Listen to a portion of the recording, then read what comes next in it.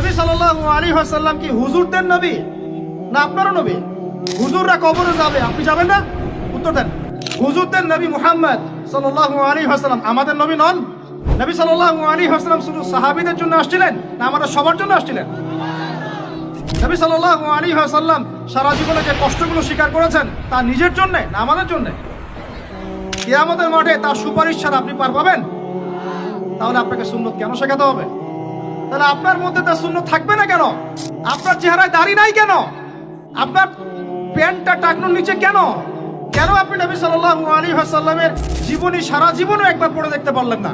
নবী সাল্লাল্লাহু আলাইহি ওয়াসাল্লাম 23 বছর আপনার আমার জন্য কষ্ট করেছেন, মানুষের মার খেয়েছেন, গাল খেয়েছেন, তাকে 15 বার হত্যা করার চেষ্টা করা হয়েছে, তাকে দেশ থেকে বের করে দেওয়া হয়েছে, গলায় দড়ি পেঁচিয়ে টান দেওয়া হয়েছে, পিঠের মধ্যে উঠে নাড়ি ভুড়ি চাপানো হয়েছে, দাঁত ঘুষি করে দাঁত ফেলে দেওয়া হয়েছে, মাথা ফাটিয়ে দেওয়া হয়েছে, পা ভেঙে দেওয়া হয়েছে। কাদের জন্য? তার জন্য।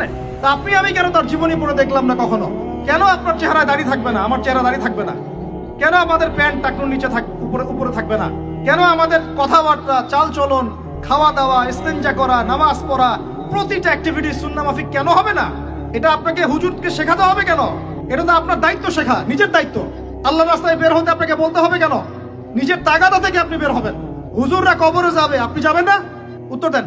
হুজুররা, তোমরা উত্তর দাও, ছেলেরা, ইয়াং জেনারেশন, তোমরা যারা আছো, হুজুররা কবরে যাবে, আমরা যাব না?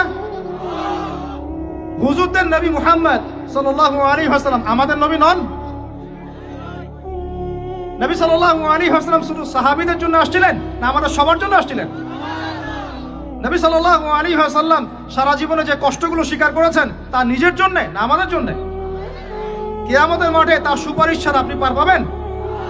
তাহলে আপনাকে সুন্নত কেন শেখাতে হবে?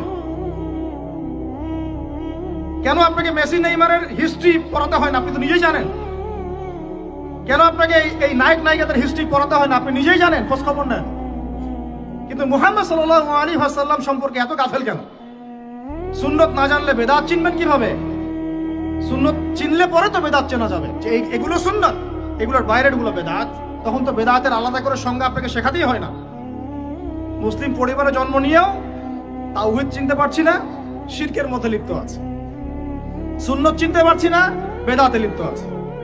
নামাজ, সুবহানাল্লাহ, মুসলিম পরিবারে জন্মগ্রহণ করে নামাজ পড়েন না কেন? নামাজ কি হুজুরদের উপর ফরজ? বলেন। আপনার বয়স কি 10 বছরের নিচে? তাহলে আপনি নামাজ পড়েন না কেন? ফরজ মানে কি? আপনি ইচ্ছা হইলে করলেন, ইচ্ছা হইলে করবেন না, নাকি?